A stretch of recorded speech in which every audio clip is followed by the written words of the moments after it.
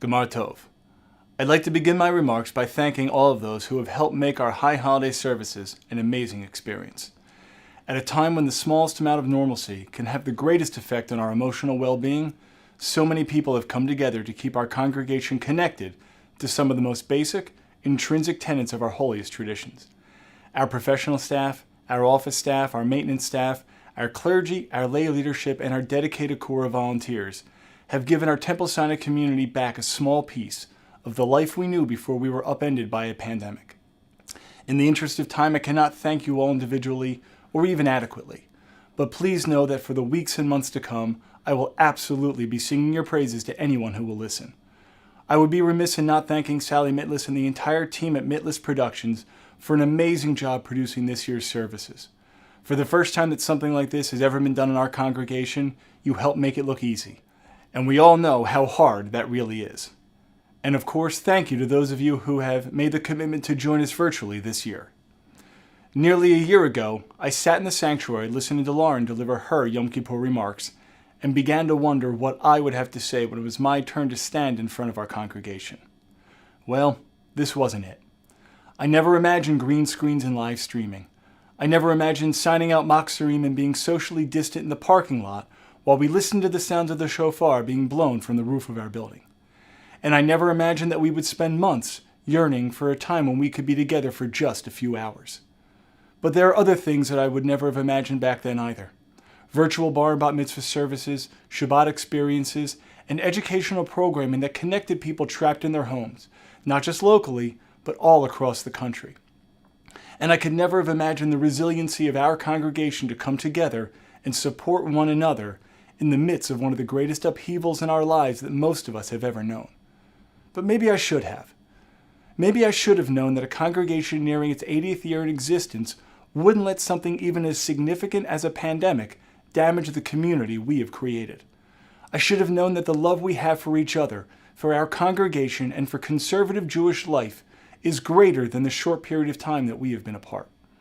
And I should have known that when even one member of this congregation suffers, financially, emotionally, or spiritually, that we all share in that pain. That a congregation committed to the notion of chesed, grace, benevolence, and compassion, would stand tall in the face of whatever obstacles threatened our existence. And let's be honest with each other.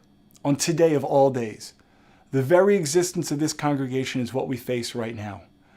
During my remarks at our Zoom annual meeting, I spoke about the 4 generations of my family that have been privileged to be part of Temple Sinai's treasured history. From my great aunt and uncle to our son Caleb, I can look back on decades of memories in our building. And then I think of what the coming decade might hold.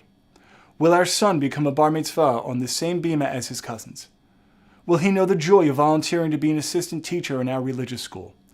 Will the friends he made at the age of 3 in our beloved preschool be the same ones he celebrates with when they graduate from Sinai High 15 years later? And every time I ask myself these questions, the answer is the same. I just don't know. But I have faith. I have faith that we are a community strong enough to find our path forward.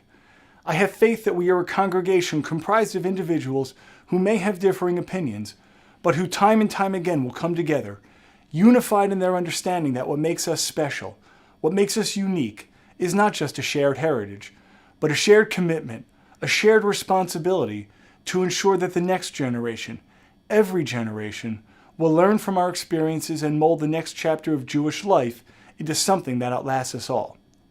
But what will that next chapter of Temple Sinai look like? What should it look like? For many years, we've talked about finding a way to blend a storied past with a bright future, to hold dear the traditions that made us who we are, while still adapting to the changing needs of a community that relates to and experiences Judaism differently than the generations that came before. The challenges we have faced these past several months have given us a tremendous gift. We learned how to adapt very quickly. Now just imagine what we can do if we work together as a congregation to truly adapt our lives, our community, our physical space to meet the changing needs of our synagogue and its members from preschool to Hazak and everyone in between. Imagine if we embrace the world that is changing around us and find a new way to integrate new meaning into the traditions that we hold so dear. I don't know what that will look like, but I am excited to take that journey together. Not by fundamentally changing who we are, but by understanding that it may be necessary to do things a little differently moving forward in order to pave the way for the next generation of committed Jews to take Temple Sinai through its next 80 years. And that is what I am asking you to help begin today.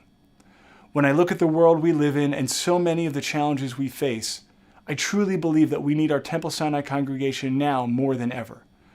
When I consider the loneliness of the isolated society that has developed around us, the opportunity to be a welcomed member of a community becomes a lifeline, something we can cling to and hold tight. Today, we sit alone in our homes, contrary to everything we learned about Judaism growing up. Jews eat together, Jews pray together, Jews mourn together and celebrate together. We teach and we learn, and we are a light shining on the world around us. And now is Temple Sinai's time to shine. We may be physically distant, but we will still connect. We will learn and teach and pray together. Our children will attend religious school. We will have speaker series and fundraisers. We will engage in social action that connects us to the world around us, and we will eventually do it all together once again in person. And when that happens, not if, but when, we must continue to move forward in our thinking, in our actions, in our learning, and in our programming.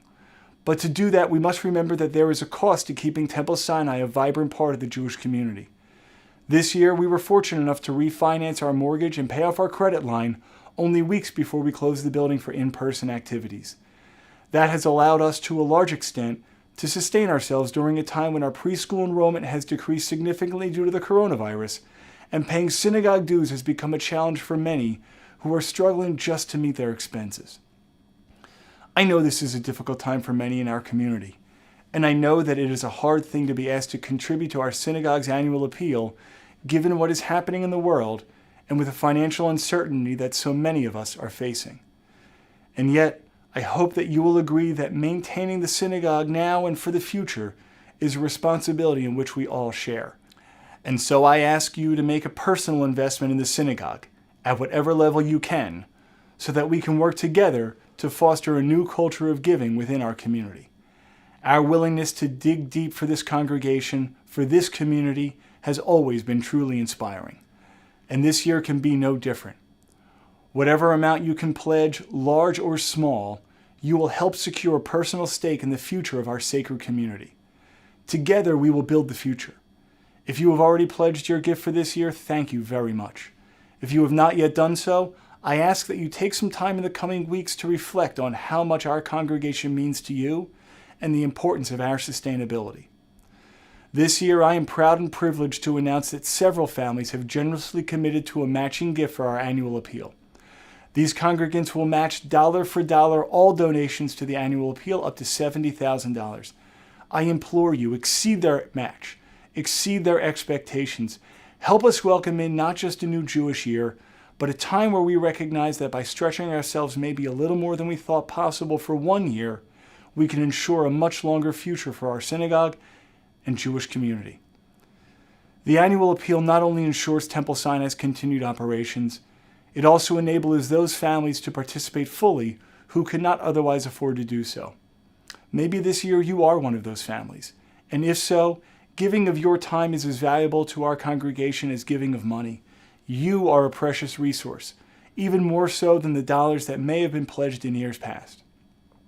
This year, in the coming weeks and months, we will be reaching out directly to the congregation to discuss not just the annual appeal, but also how you see Temple Sinai forging a place for itself as we move through these unprecedented times and into the next chapter of our synagogue's existence.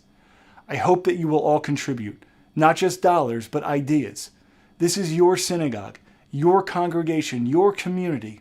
Please, take an active role in helping Temple Sinai forge its path forward. Yom Kippur is the Day of Atonement, and we are taught that before we can seek forgiveness from God, we must seek it from those we have wronged, intentionally or otherwise, knowingly or not. And so now, today, I ask your forgiveness for the mistakes that I have made as a lay leader of this congregation, and for the mistakes that I will make moving forward. I can only promise that I will work my hardest, along with a team of amazing lay leaders, professional staff, clergy, and congregants, to ensure our congregation has every opportunity to thrive in the years to come. On behalf of the Board of Directors, my fellow officers, and on behalf of my family, Shane and Caleb, I wish you all a Gemar Chatima Tova, and I pray that our congregation, our community, are written and sealed in the Book of Life, and that we may all enjoy a life of health, happiness, and peace.